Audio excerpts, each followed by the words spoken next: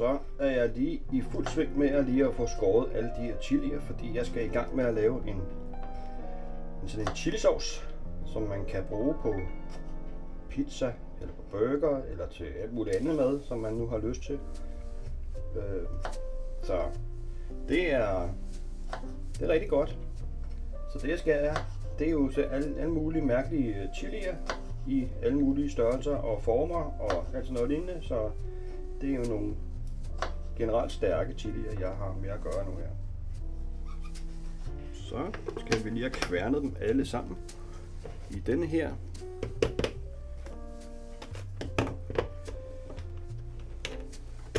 Sådan der. Så er det simpelthen på med mixeren, og så simpelthen få smadret alle de her chilier, som jeg har hernede i det her mixerbær her. Så jeg skal i gang med at få mixet.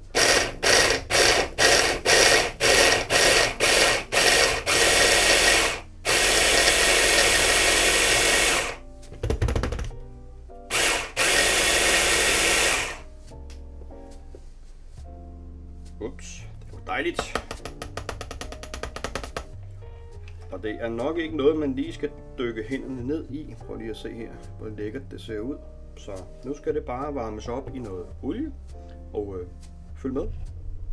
Så varmer jeg lige en lille smule olie op, og så når det er rigtig varmet op, så skal jeg have alt det her chili op i. Det her, det er min måde at lave det her chili sauce på. Det synes jeg er rigtig lækkert. Alle mulige mærkelige chilier, stærke som mindre stærke, og bare lige give det et hurtigt opkog af det her, eller steges i olien, og så noget hakket tomat i, som jeg har her. Det skal i bagefter, og så skal jeg selvfølgelig have en lille smule sukker i. Når olien så er godt varm, det er den ved at være nu, den skal meget gerne lige boble lidt, så smider vi det her i, så det virkelig lige kan få fremmet den her chilismag, og ja, så skal det lige vendes den op i. Kan jeg også lige prøve at smide en lille smule i. Yes, sådan der. Skal vi se.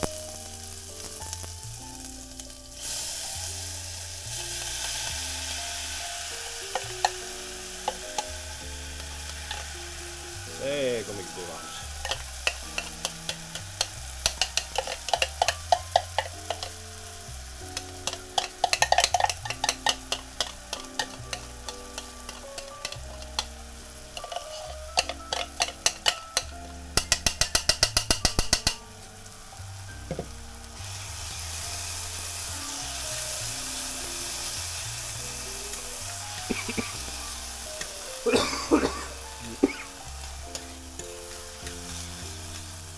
Og det er, der giver en god, dejlig, stærk duns i næsen her.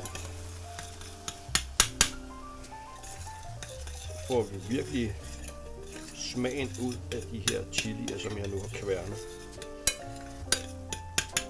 Og så tager vi vores hakkede tomater. Lige at få det vendt i, så man ikke får en ren chili, men gør det lidt mere sauceagtigt, sådan, hvad skal vi sige, salsa-agtigt. Og så skal vi have en lille smule sukker i. Og hvor meget sukker jeg propper i, det er meget sådan lidt forskelligt, fordi jeg propper lige lidt i. Sådan der. Og så skal vi lige have rørt det rundt, og så må vi se, hvad det så kan blive til. Lige for at søde det en lille smule til, så skal det selvfølgelig lige opløses. Men det bliver det stille og roligt her, når det nu er godt varmt. Sådan der. Det kunne godt være, at man lige skulle have en lille smule mere af det her hakket tomat i, så man får en lidt større portion, for jeg tror helt klart, at den nok skal være stærk alligevel.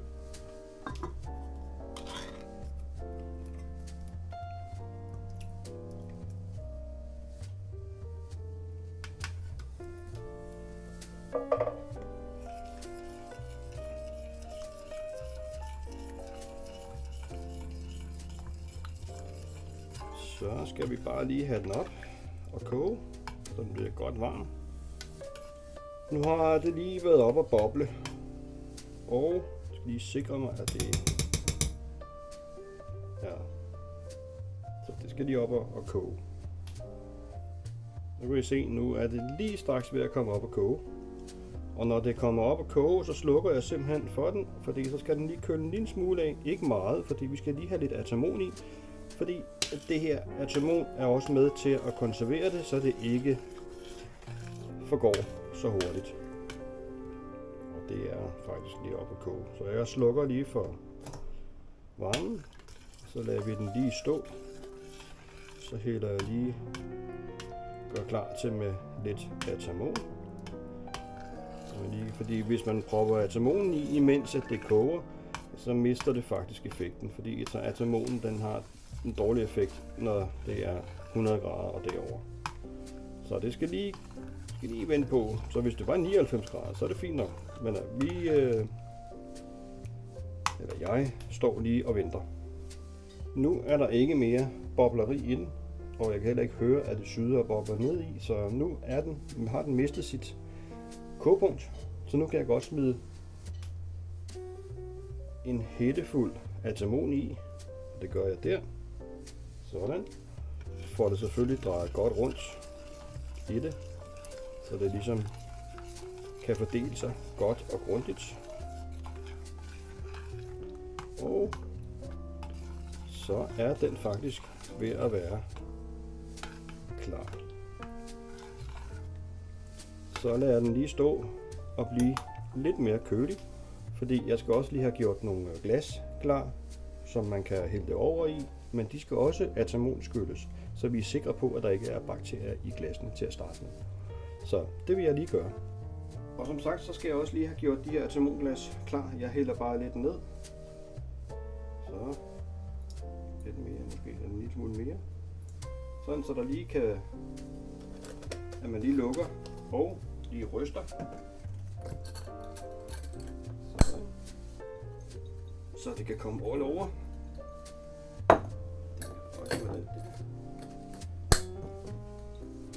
Fordi så kan vi lige hælde det fra, inden vi hælder sovsen over i.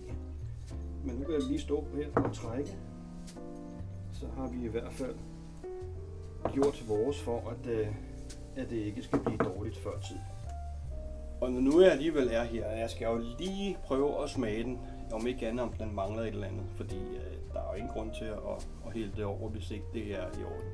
Så jeg prøver lige at smage en lille smule her, for at se om jeg får brændt tungen af, eller hvad jeg nu gør.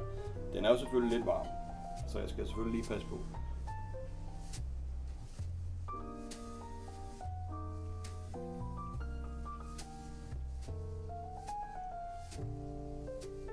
Ja, den er stærk. Og ja, det er den. Den er monsterstærk. Puha. Den er god. Den er rigtig, rigtig god. Puha. Der er i hvert fald power i, lad mig sige det sådan. Der er rigtig power i. Man får varme. Så er den ved at være ikke køle helt ned, for det skal den ikke. Den skal jo på køl og hældes over, mens det er varmt. Men jeg skal lige have hældt det her atamon fra, så de er klar. Og så er det simpelthen bare at hælde det over.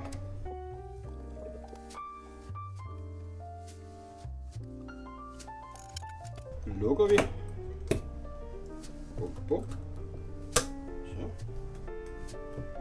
Og. Ja. Så har jeg 2 glas her, som er med min chilisauce, eller som man kan proppe op i min mad. Så det var det. Og den er forholdsvis nem at lave. Så god fornøjelse, hvis I selv vil prøve den af.